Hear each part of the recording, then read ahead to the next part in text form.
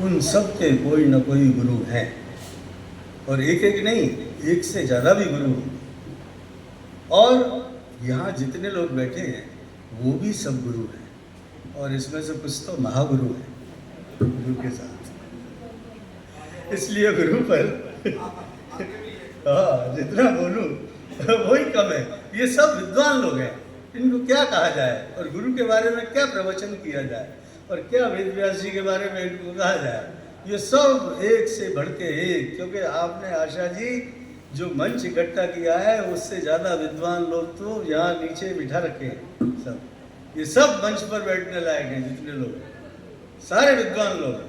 इनको क्या भाषण किया जाए, इन्हें क्या गुरु के बारे में बताया जाए कि ये क्या है, ये तन विष की बिगड़ी और गुरु अमृत की खान, और शीश कटाए गुरु मिले तो भी सस्ता जान।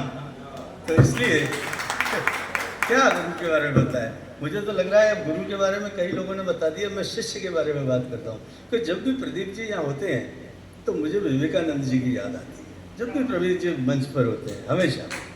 और जब विवेकानंद जी की याद आती है तो मुझे गुरु की नहीं शिष्य की याद आती है, क्योंकि विवेकानंद जी ऐसे शिष्य थे कि जो गुरु से ज़्यादा, जिनकी कीर्ति और आभा चारों तरफ फैली।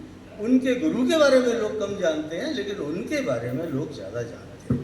तो जो शिष्य है वो ज़्यादा इम्पोर्टेंट होता है। और शिष्य के बारे में जब मैं बात करूं तो मुझे ब्रह्मलीन संत राजेश्वरानंद जी की एक छोटी सी कथा याद आती है। मैं सोच रहा था कि गुरु के बारे में तो सब भूल गए, जैसे अंजू जी कह रही थी ना, मैंने कहा ये तो सब भूल गया, अब क्या बात करूँगा। तो मुझे पहले याद आया, हमारे भारत विकास परिषद में एक कार्यक्रम होता है, गुरु वंदन छात्र अभिनंदन। तो हम गुरुओं की भी वहाँ अभिनंदन करते हैं, और अच्छे जो श्रेष्ठ छात्र होते हैं उनका भी अभिनंदन करते हैं। तो फिर मैंने सोचा कि चलो कोई बात नहीं, गुरुओं की बहुत बात हो गई तो चलो शिष्यों की बात कर ली जाए। एक व्यक्ति था, बहुत खाना खाता था, ऐसा मैं नहीं सुना रहा, ब्रह्मलीन संत राजेश्वरानंद जी सुना रहे हैं। बहुत भोजन करता था, कुछ नहीं करता था, घर वाले उसको रोज प्रताड़ना करते थे। आखिर एक बार दुखी होकर और चला गया घर छोड़ के। घर छोड़ के निकला तो एक मठ था, मठ के बाहर महंत जी बैठे थे, बड़े लंबे चौड़े मोटे ताजी। उसने कहा ये तो ऐसा लगता है कि ये जो महंत जी हैं इनको खाने पीने को अच्छा मिलता नहीं है, तभी ये मोटे ताजी बैठे हैं। तो उसने कहा गुरुजी से ही बात कर ली जाए। उन्होंने प्रणाम किया, प्रणाम किया, गुरुजी यहाँ क्या है? उन्होंने कहा यहाँ मठ है। क्या होता है? भजन होता है। और क्या होता है? लंगर चलता है। अच्छा लंगर चलता है क्या? भोजन कर सकते? हाँ भोजन कर सकते हैं, आराम से कर सकते हैं। और तो उसने सोचा कि यहाँ से बढ़िया जगह क्या है, घर में तो रोज प्रताड़ना मिलती है और यहाँ कह रहे हैं यहाँ तो लंगर चलता है। गुरुजी कितने टाइम चलता है? दोनों टाइम। अच्छा दोनों टाइम चलता है, अरे वाह तो और अच्छी बात है, दोनों टाइम चलता है। तो उसने कहा गुरुजी मुझे शिष्य बना। हाँ क्यों नहीं बना लेंगे। गुरुजी ने शिष्य बना लिया। अब वो वहाँ शिष्य बन गया और आराम से वहाँ मठ में रहने लगा। मठ में रहने लगा, आई एकादशी, और जब एकादशी आई तो उस दिन उसने देखा कि कोई हलचल नहीं है भोजनशाला में, क्या दिक्कत है। उसने पता किया कि भैया आज क्या है। तो उसने कहा आज तो एकादशी है। कि फिर क्या, आज तो व्रत रहता है, उपवास रहता है, आज कोई भोजनशाला थोड़ी चलती है। तो फिर आप लोग खाना के, हम सब उपवास रखते हैं। तो मैं क्या, तुम्हें भी रखना है। उसने कहा मैं तो उपवास से बचने के लिए तो यहाँ आया, और फिर यहाँ भी उपवास नहीं, ये नहीं काम चलेगा। गुरुजी के पास गया, गुरुजी मैं उपवास नहीं रख सकता, फिर मैं तो मर जाऊंगा भूख के बारे में, मैं तो जिंदा ही खाने के लिए हूँ और कोई मेरे जीवन का लक्ष्य ही नहीं है खाने के अलावा। गुरुजी ने कहा तुम ऐसा करो, भंडार से सामग्री इशू करा लो, और वो आगे जो नदी है, नदी के किनारे एक पेड़ है, उस पेड़ के नीचे भोजन बनाओ और जाते समय बोले तो ध्यान रखना।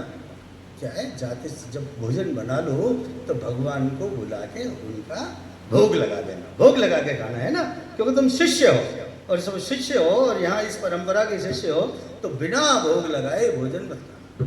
गया भोजन बनाया, अंत में ध्यान आया और ये भगवान को बुलाना है। भगवान को बुलाया, भगवान की आराधना की। तो महेश्वरानंद राजेश्वरानंद जी गाते हैं कि राजा राम आइए, सीता राम आइए, मेरे भोजन का भोग लगाइए। अर्चना करी, नहीं आई, दोबारा अर्चना करी, प्रभु आ जाओ, गुरुजी ने कहा है और मेरे गुरुजी बहुत पहुंचे हुए हैं, उनका कहा हुआ टलता नहीं है। उन्होंने कह दिया है तो आपको आना ही पड़ेगा, पधार जाओ। नहीं आए। फिर तीसरी बार कहा, प्रभु जहाँ रोज जाते हो वहाँ आज एकादशी है, भूखे मर जाओगे, यही आ जाओ। भक्त की सरलता पे प्रभु मोहित हो गए। तो उसने कहा बहुत सरल हृदय भक्त है।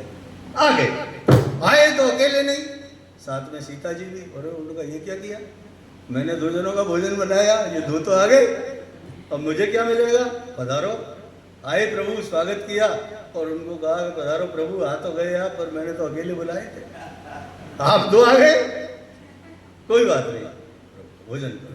भोजन कराया और जाते समय बोला प्रभु वैसे क्या है कि आज आधी एकादशी तो मेरी भी आज हो गई, क्योंकि आप 2 आ गए थे, मैंने बनाया तो बहुत था, लेकिन फिर भी आधी तो हो ही गई, कोई बात नहीं, पर आप आए बहुत अच्छा लगा। अगली एकादशी फिर आई। अब की बार गुरुजी को कहा, गुरुजी वहाँ 1 बुलाएं तो 2 आते हैं, इसलिए थोड़ा सामान ज़्यादा दो।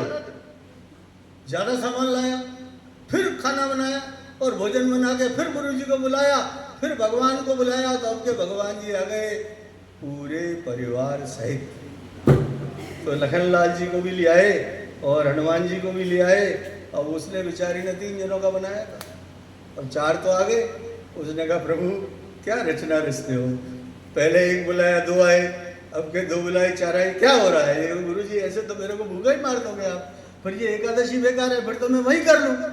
चलो आ गए हो तो फिर पाओ। फिर खाना खिलाया, फिर अगली एकादशी आई। गुरुजी को कहा गुरुजी वहाँ तो पूछो ही मत, 1 बुलाओ 2 आते हैं, 2 बुलाओ 4 आते हैं, अब कितने आएंगे मुझे नहीं पता, इसलिए मुझे बहुत सारी सामग्री चाहिए। गुरुजी ने कहा ले जा, तेरे को जितनी चाहिए। गुरुजी ने कहा अपने शिष्यों से बात की, ऐसा कैसे हो सकता